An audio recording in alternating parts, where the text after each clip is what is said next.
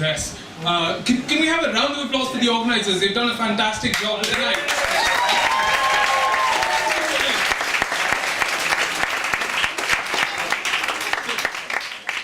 Let's just get straight into it, no hiding. I'm Indian, alright?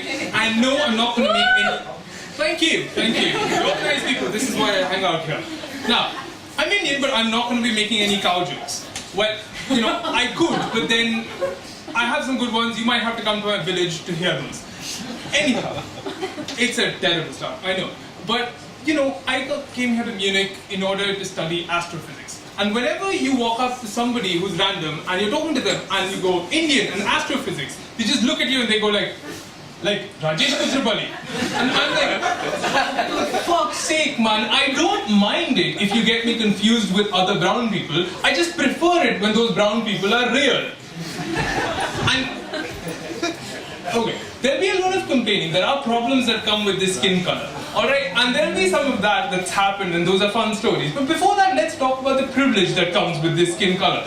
Because whenever I walk into a U-Bahn and I put my bag down, I can see a whole carriage full of people just turn around and stare going, what is happening?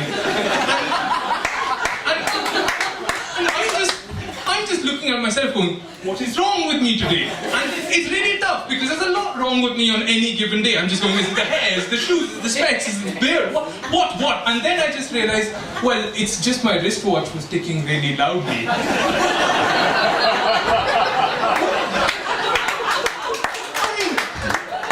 That's brown privilege, man. You can have a clock and they're going to think it's a bomb.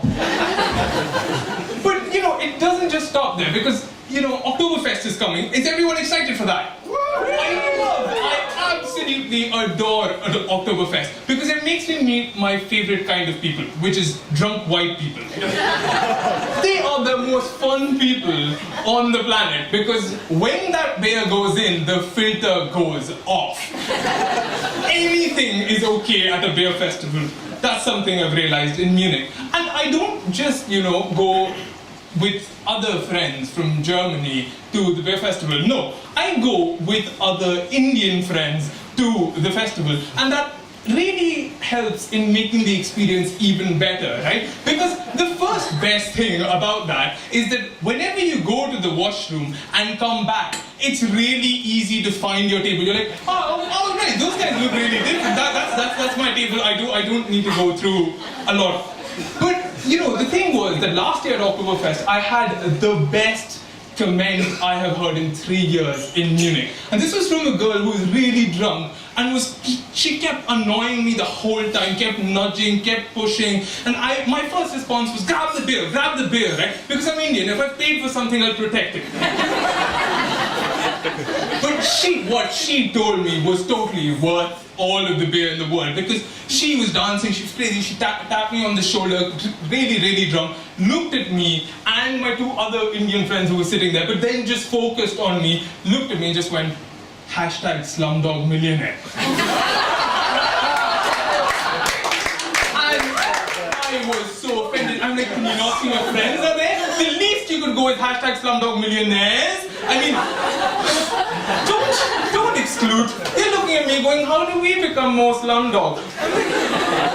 I don't know, man. I don't know. I speak English and wear bright clothes. I don't know. That makes me slumdog. It's the sort of thing that you just get with time.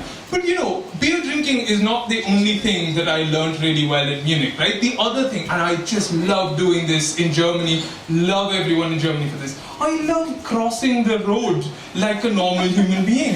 It is an experience because it gives me the pleasure of just seeing how rules are meant to be obeyed. It's beautiful. Munich, love you for that. It was at 1 in the morning at Münchner Freiheit that I was waiting at a crossing that had no cars going by on either side. But the man was red. And I have now been programmed to believe the man is red, you must stay on this side. But I don't stop there. I wait till somebody whiter than me, which is a lot of people in Germany, walks closer to me and I'm like, I just wait there, looking really immigrant-y. I don't know. I need to try doing that, like make my shirt more rough and like my glasses the way I would, so that it looks like I'm up to no good, right? And they're like, this guy is going to break the rules. That's just, you can see them say that. And they look and they try and apply common sense, and you can see their mind calculate, because that doesn't happen very often along roads, right? And when they're trying to do that, they decide, look, no cars in the distance, what's the worst that can happen? Haha. They cross halfway. I look like I'm about to cross, but I don't. I just stop. Because, you know, the man is rich. Come on.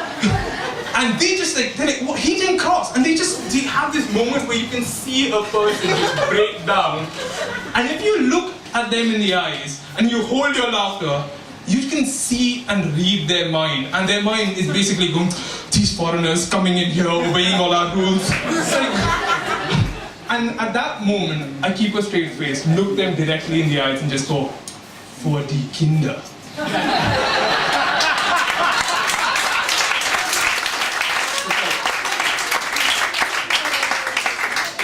Brown privilege, man, it is the best feeling on the planet. But I thought, you know, maybe I'm not integrating enough, right? This doesn't count, I'm just having fun. So what I tried doing was I started watching Bollywood movies, and I started watching movies that had white people in it, so that I don't know, it goes well with the screen. Something like that. So I don't know, I've tried to whiten up. And people are like, Suhail, why do you keep cracking these jokes? I'm like, well, that's because I'm not going to stop being brown at any point in time. So might as well, like, you know, enjoy it.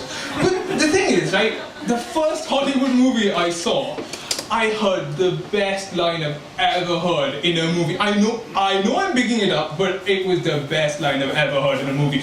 And this had nothing actually to do with the movie. It was just like a random line said in like the most Southern American accent. And I won't even try imitating it. No chance, because, you know, I don't want somebody to come up here and say, hey, hello, yes, the Indians are like, anyhow, that doesn't matter. This line was the best I'd ever heard, and it just went like, if we didn't supply the weapons, how would people in the Middle East kill each other? And I was like, whoa, that is such a massive line.